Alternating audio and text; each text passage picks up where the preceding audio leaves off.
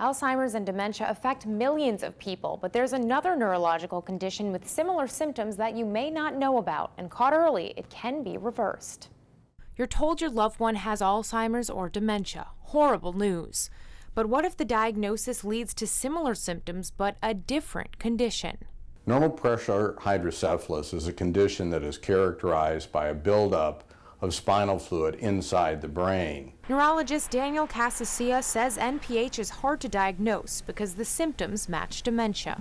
Memory loss, gait unsteadiness, and patients can have some incontinence or leakage of urine.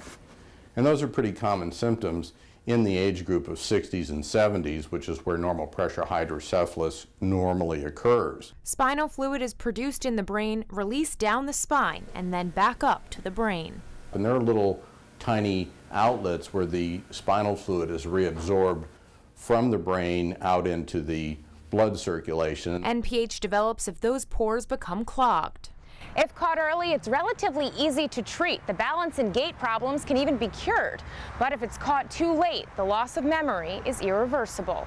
It's diagnosed with a CAT scan and spinal tap, then treated with a tiny ventricular shunt. Take a very tiny little silicone tube, and they make a tiny little hole here in the scalp, and they insert it in the ventricle, and then they run the tube underneath the skin so that it drains into the abdominal region. A one-time treatment. The shunt stays put, continuously draining spinal fluid away from the brain. That relieves the symptoms in about 25% of the patients that get shunting.